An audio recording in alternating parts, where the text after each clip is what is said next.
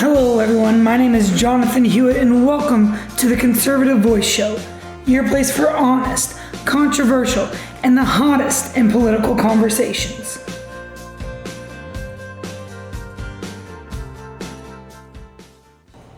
Hey everybody, so today the left-wing news outlets continue to press that you are a very, very bad person if you do not scream that Biden has taken the presidency. The power struggle inside the Democratic Party continues and is almost reaching a boiling point. And the cancel culture attacks the cartoon. All of this and more in today's show. But before we start, what do you think about just the general cancel culture in America?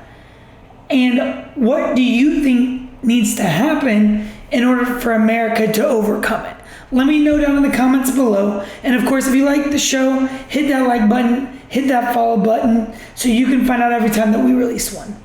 All right, so for the past week or so, we have seen the narrative from the left being that Republicans just need to accept the result of the election, that Biden is the president-elect, and that nothing's going to change that. Well, it might be true, maybe. It may not also be true. We've seen the rise of countless claims, whether they're substantiated or not, of voter suppression, voter irregularity, voter fraud, all of these things that the Trump administration is accusing, and if they're found to be true, could have some influence on the election. But nonetheless, the fact is that in a majority of, well, not a majority of states, in a few states, they're still counting ballots. In a majority of the swing states, there's legal processes still going on. The electorals have not been chosen, and the Electoral College has not cast their vote. So, unlike the popular belief, the media does not declare our presidents. I've been saying this for days now. CNN, New York Times, Fox News, Washington Post, all of those. Not a single one of those news outlets declare who our president are. They can say all that they want. They can scream it at the top of their lungs, but that doesn't actually mean that they are the right. It doesn't mean that. And that's the problem that we're seeing, is that they are demanding that the American people accept what they claim is true, even though the process hasn't happened yet. So the media's thing is that everyone must congratulate President-elect Joe Biden, Vice President-elect Kamala Harris, and that if you fail to do so, then you're somehow creating this idea that Trump is just going to bar himself up in the Oval Office. Then he's just going to call in the freaking military and have tanks on the lawn of the White House while shooting guns out of the Oval Office, ensuring that the rest of his cabinet's in the West Wing of the White House. None of that's happening. Not a single bit of it. But that is what they want to see. And that is what they're kind of cooking up inside the media. And so the only problem, like I said, with their narrative, well, not the only problem, the biggest problem is that they're saying Joe Biden has won the election when he hasn't technically won. But we see that narrative continue being pushed by Democrats and the left media day after day. So in an article, and let me tell you, read this headline, guys. When I read this to you, these are the headlines at CNN. The people who are supposed to be unbiased journalists, objective journalism. These are the headlines. Here are the world leaders who have congratulated Joe Biden, which sure may be truthful. I'm not sure why it needs to be said, why that's a huge deal. But so in this article, published in CNN, written by Jennifer Hansler and Nicole Gowett, leaders around the world have offered their congratulations to President-elect Joe Biden, even as the President Donald Trump refuses to concede his election loss. Okay, sure, you're right, but that's not an issue. And the only issue in that sentence is that you're calling Joe Biden the president-elect when he hasn't been elected by the system in America that elects presidents. The calls from some of the U.S. most consequential allies signal a repudiation of Trump's attempt to cling to power, and the incoming Democratic president has held a number of phone calls with key U.S. allies in the days since CNN projected his victories. These are some of the leaders whom Biden has spoken or who have offered their congratulations on their victory. Now, it lists people like Justin Trudeau from Canada, Angela Merkel from Germany, King Salman, and I'm going to completely screw this name up, I'll be honest, King Salman bin Abdulaziz Al Saud, who is the king of Saudi Arabia. So all of these are leaders that have expressed their congratulations to Joe Biden. Not a single one of them are Americans, for one. So the idea that they probably have a good understanding of our Constitution and our electoral process, probably, maybe not. I'm not saying that they won't, but they probably don't. And so the fact that they're congratulating them isn't that big of a deal. And it blows my mind how the media just keeps saying that. And they drive in. And the next article that we're going to read about, they continue to drive home like key people who have or have not congratulated Joe Biden, but there's nothing to congratulate him on yet. Sure, he performed outstanding.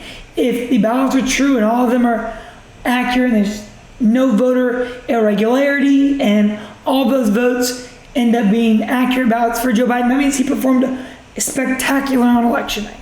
Congratulate him for that. Spectacular in that instance. But congratulating him on the idea that he's the president-elect, you're congratulating him on a title he has not actually been elected for yet. And so the funny thing is the media keeps doing this. And let's say that the tables were reversed, which they have been in 2016, where they refused to accept the results of the election for 4 years now. And they're talking about us Republicans accepting the idea that Donald Trump lost and Joe Biden won. It's funny how they continue to press this, and that they're mad that Republicans will not openly say that Biden's won the election. But in a report from Politico Today, numerous Republican senators have began to kind of, I wouldn't say that he has won the election, but has slowly moved forward in the process of trying to get things done. So, in a report from Marianne Levine and Andrew Desiderio from Politico.com, Senate Republicans still aren't acknowledging that Donald Trump lost the election, but they're getting closer, as Trump refuses to concede and continues to wage legal battles based on unsubstantiated claims of voter fraud, which Politico normally, and everything I've read, has remained pretty unbiased. That is a pretty stout statement. No one has been in there that I know of inside the legal hearings, inside what investigation the Trump administration has done, and for them to make the claim legal battles based on unsubstantiated claims of voter fraud, okay. How about we let the legal process work its way out and find out what evidence it was or what evidence was not there. Anyway, Senate Republicans are increasingly deferring to the presidential transition process, arguing it should at least begin so that President-elect Joe Biden can receive high-level intelligence briefings. Both of them have to get ready to serve, if selected. We don't know who the winner is, so keep the briefings going. Senator James Lankford from Oklahoma. Ultimately, the president has to make this decision. Lankford, who chairs the Homeland Security Subcommittee, noted that in 2000, then President Bill Clinton allowed George W. Bush to begin receiving presidential-level intelligence briefings during the recount in Florida. Lankford added that he plans to question the government agency responsible for jumpstarting the transition process if a certification is not made Friday. Senator Marco Rubio of Florida, the chairman of the Senate Intelligence Committee, has already said that Biden should start receiving the presidential daily brief, an intelligence report curated for the president and senior White House officials. Senator Roy Blunt, a member of the Intelligence Committee and the number 4 Senate Republican, agreed Thursday. whether Biden actually gets the product itself. I think the information needs to be communicated in some way, said Senator John Cornyn of Texas, a member of the Intelligence Committee. So what we're seeing here is many Senate Republicans that understand that, one, there's a legal process still going on. Two, that there needs to be some form of transition beginning, and that the president and the possibility that Biden may be the president-elect, they both have a invested interest in receiving those intelligence briefs, and that both of them need to be prepared for whichever one may take office. And I completely agree with that. But what we also see here is, and it's funny, because you have political reporting that, and where senators, those are Republican senators that may not overtly be saying that Biden won the election because, well, they know that he technically hasn't won and that there's still a legal process going through. They are trying to push the president and push the rest of the gears of government into allowing Joe Biden to start to grease his own wheels so that the America is in the best spot that it can if he is to take office. But in a report today from CNN, they continue to harp that. And the headline from David Cole of CNN, these Republicans are publicly recognizing Biden's legitimacy as president-elect. His legitimacy. Well, who made it legitimate? CNN? Because it wasn't the United States Constitution. It wasn't the people technically yet, because the Electoral College hasn't voted. It's not the process that for 240 plus years the American people have been using to elect their presidents. So please tell me what legitimacy we are questioning. It says, a growing number of notable Republicans are beginning to recognize Joe Biden as president-elect, even as President Donald Trump and many GOP leaders are still refusing to do so. In the days following Biden's projected win by CNN and other major news organizations, Trump has pressed forward with legal challenges to the election results. Repeatedly claimed without basis that Biden's victory was fraudulent, and his administration has blocked access to several routine transition procedures. Several other Republicans, however, have taken a different approach, recognizing to various degrees that Biden will indeed become the 46th president of the United States. So, just like they did with the world leaders, they did it with the Republicans. So on here you have like people like George W. Bush, you have the Ohio governor Mike DeWine, Maryland governor Larry Hogan, the Maine senator Susan Collins, Alaska Senator Lisa Murkowski, Mitt Romney. All of these go on and on and on, right? But it all is to the same game. It's trying to set up the narrative that Trump is a bad man and is not going to concede the election if it comes out that the election was indeed fair and free, which I think we can all agree is incorrect. I think that we all can agree that he may be upset, he may be pissed off, and it may be a swift kick in the ass for him. But Trump is going to leave office, and Biden, if he is elected, is going to be inaugurated on January 20th. And that, for the most part, the American culture is going to go on, and we're going to see what's going to happen in the next 4 years. That's what's going to happen. We all know that, and we all just need to prepare for that. But the media can't do that because they have to continue the narrative that Trump is this terrible person based on the idea that he's not going to just let it go. But like I said, they both need to be ready to serve, regardless of political party, regardless of your Democrat, Republican, Independent, Tea Party, whatever political party affiliation you have. Both of them need to be ready for whatever challenges are going to face the nation. And that's regardless of whichever one it is. And so the GSA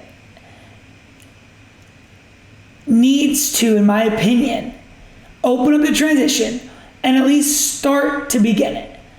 Like, they need to at least begin the transition process so that when we get to January 20th, whichever candidate ends up being, is prepared to lead the United States. And I'm sorry, for those who don't know, the GSA is the General Services General Services Administration. They're pretty much the administration of the government that is in charge of like taking care of the transition of the presidency and ensuring that the elect is ready to take over on January 20th.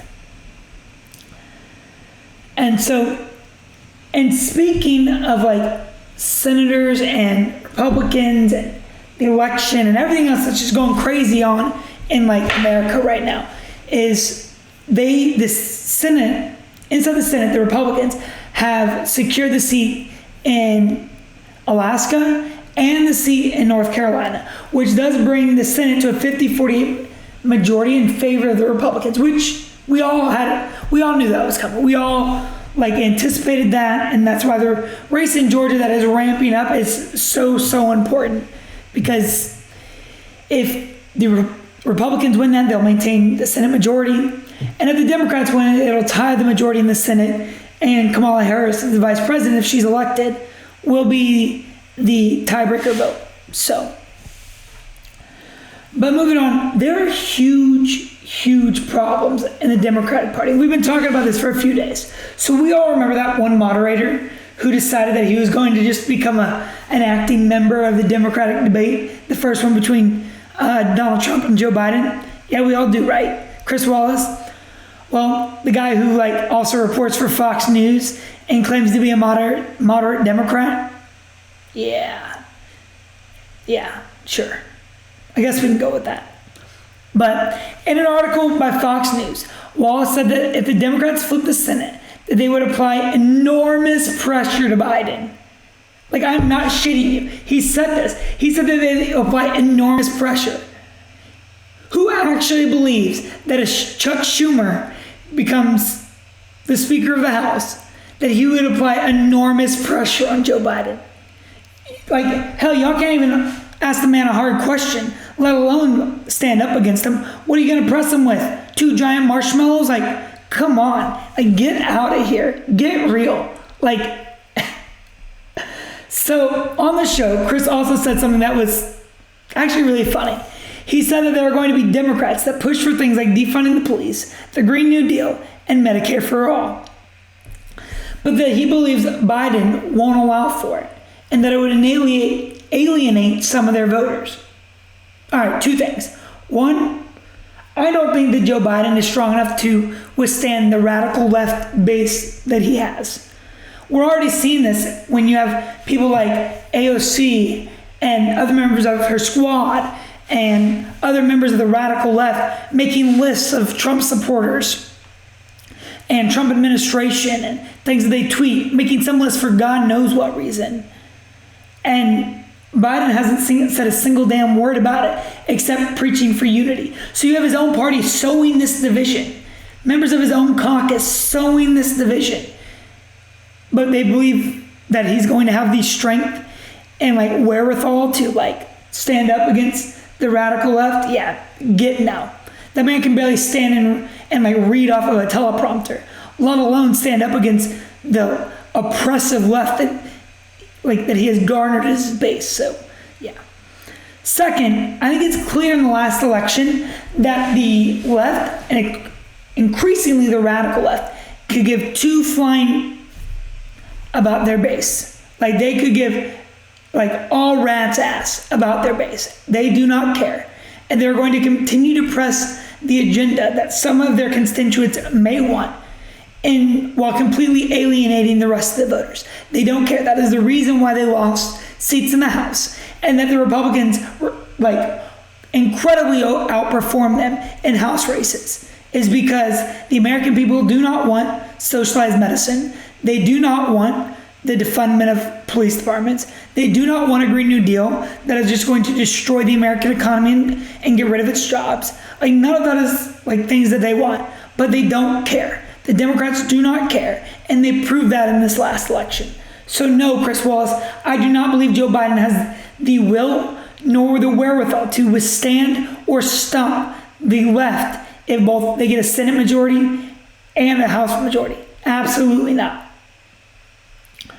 And remember how we saw like AOC over the last week tweeting that Trump's voters, supporters, and staff, like I said, should be placed on some list.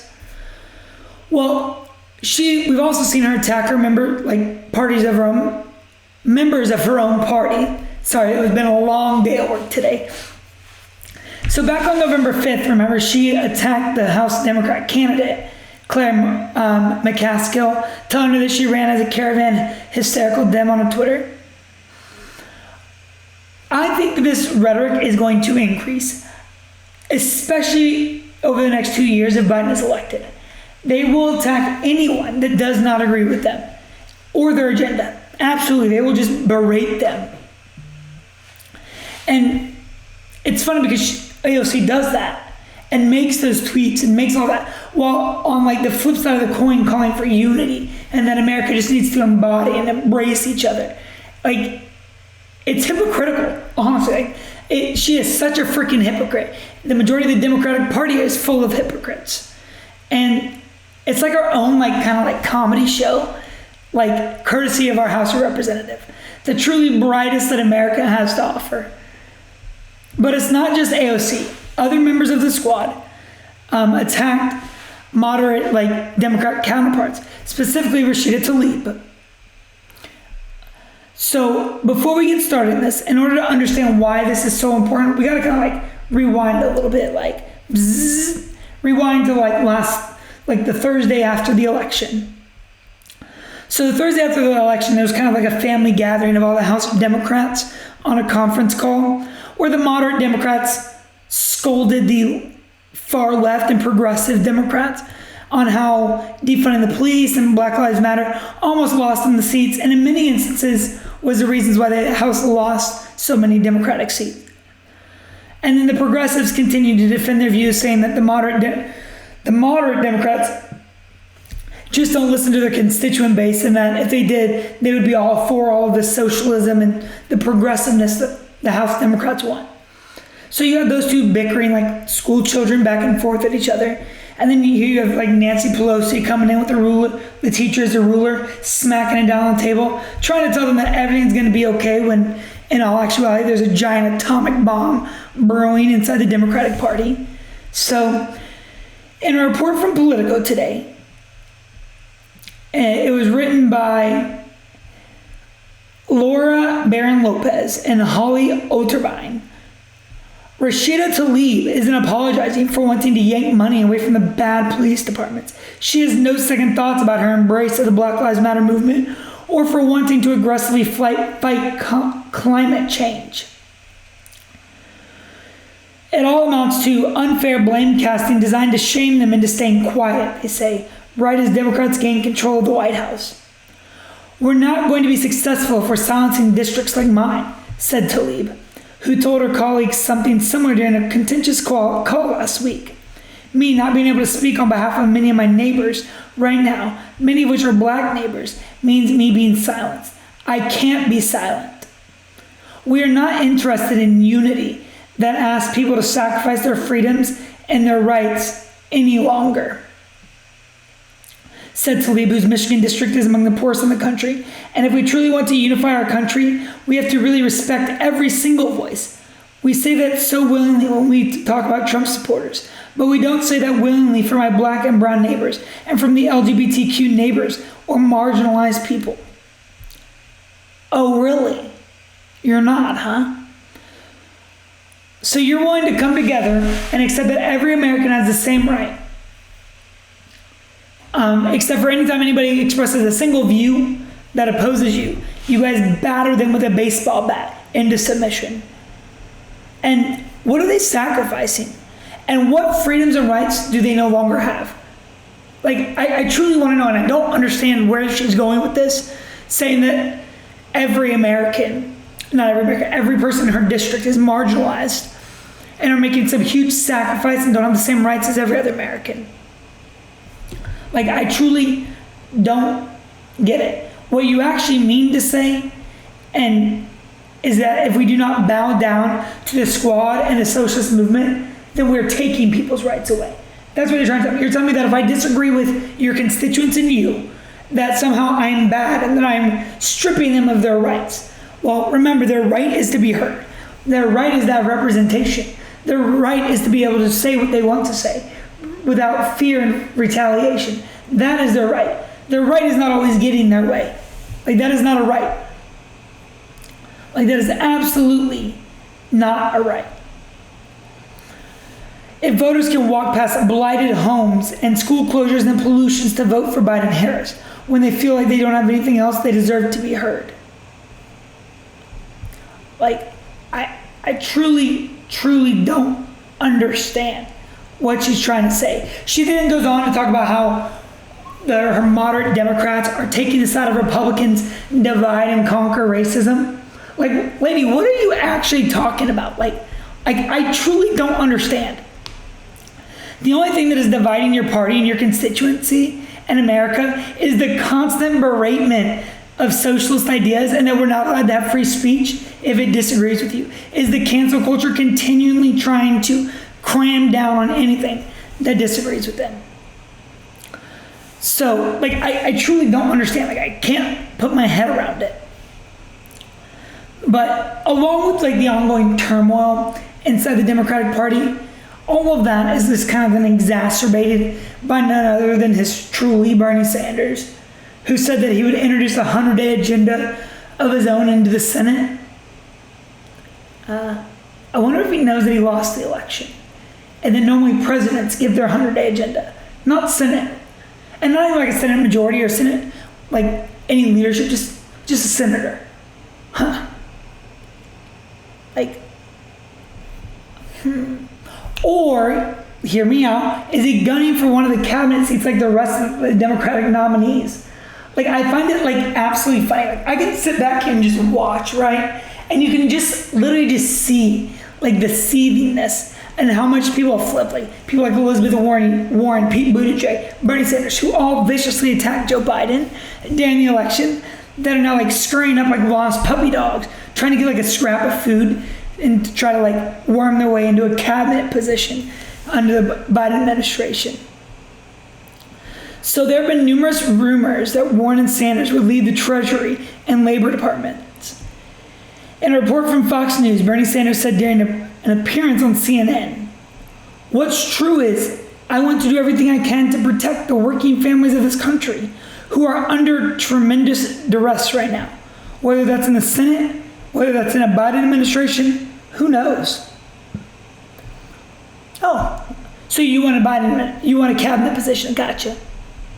In an interview on Sean Hannity's show with Senator Mark Rubio, I think he said it best, and the reason why is because Senator Mark Rubio, we all know, like, has zero filter. Like, he does not care.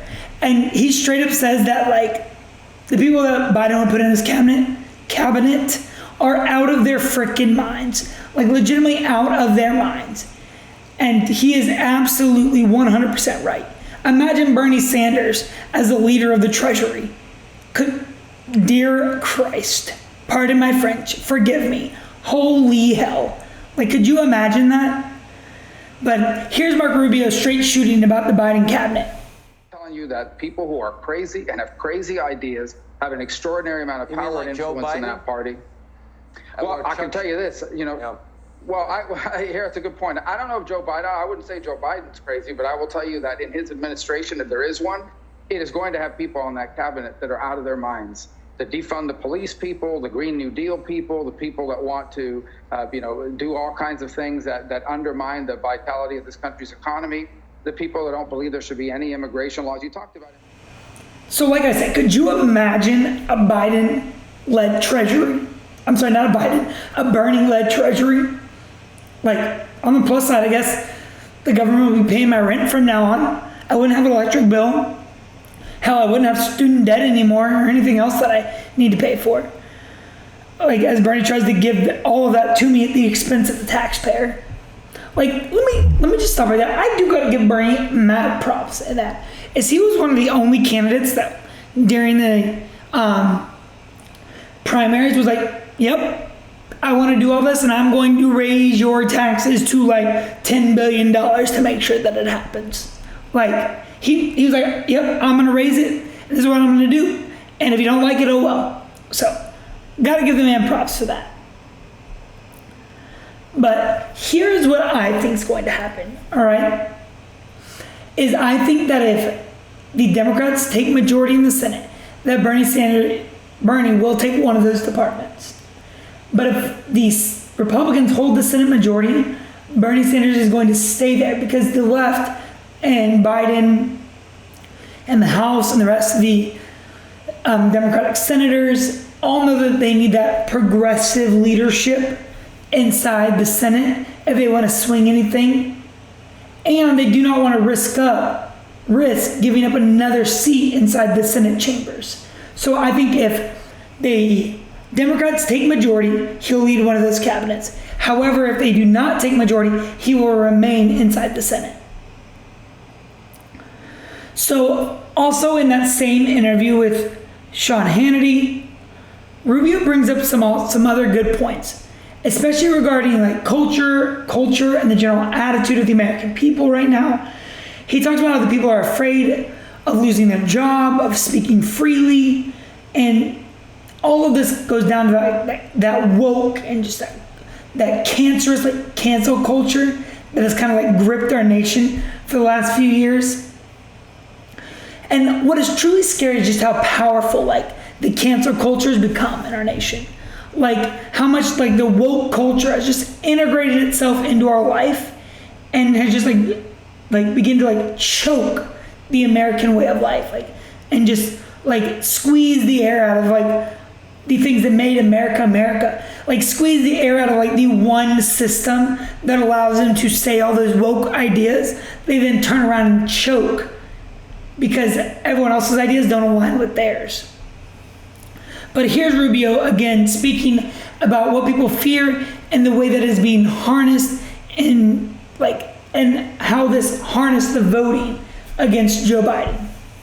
It's a multi-ethnic, multiracial working class party. And what I mean by working class party are normal, hardworking, everyday people that don't want to live in a city where there's no police department, where people rampage through the streets every time they're upset about something, where their kids are afraid that they're going to fail a college course because unless they agree with their crazy professor, where they're afraid to speak out on what they believe on some issue because they might get fired from their job, where they're going to be called a racist because they wear a MAGA hat or have a sticker on their car. And people recoil at all this and more. And I think so the cancel culture literally has like embedded itself into every aspect of people's life, from the way they walk, the way they talk, the way they dress, what they post, what they read, what they believe.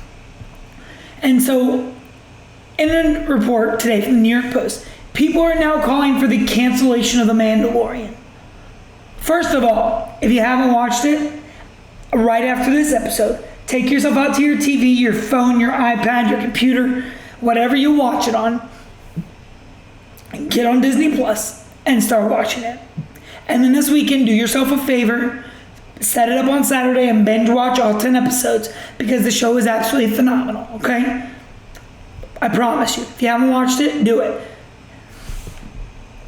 But what are they trying to cancel? Well, they're trying to cancel it because a CGI animated cartoon ate another CGI character's reptile eggs. Like, I shit you not. Like, that is literally where we are at in our culture. So in that report from the New York Post that was written by Jack Hobbs, Baby Yoda, whose real name is the child, is tasked with shuttling the character and her eggs to a new planet before they die. However, several times during the episode, Baby Yoda is caught either trying to steal or eating one of the eggs. This attempt at a running gag drew the ear of many fans who saw this as vilifying Baby Yoda.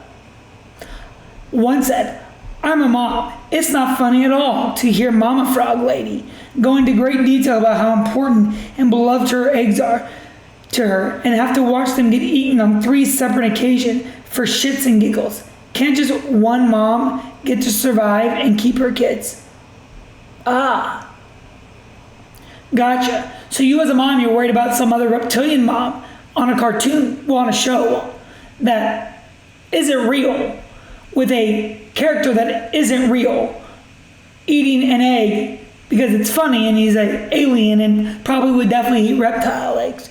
And that it's actually just kind of humorous because it kind of embodies the idea that you tell kids no 100 freaking times, because the Mandalorian does on all 3 of those occasions. tell the baby Yoda or the child no. But that doesn't stop him. For the record, the frog lady was very adamant about the fact that her eggs were important to her, and that was her last and only chance to have kids. So it's actually closer to fucking up someone's in vitro fertilization, which would be incredibly upsetting for a wannabe mom. It's not funny, another user tweeted. Okay.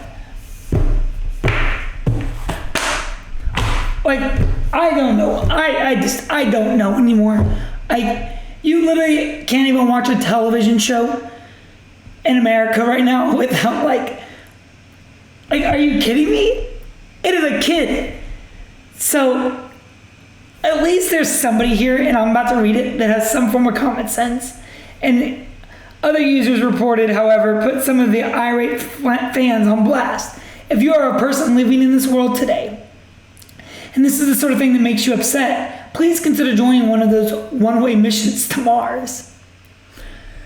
So, it's funny, like when we laugh about something just as small and like mediocre as that, but now, like, it just goes to show how deeply embedded that like cancel culture is that you can't even watch a show in America right now without somebody being upset about it, somebody tweeting about it, someone letting it know, like be known.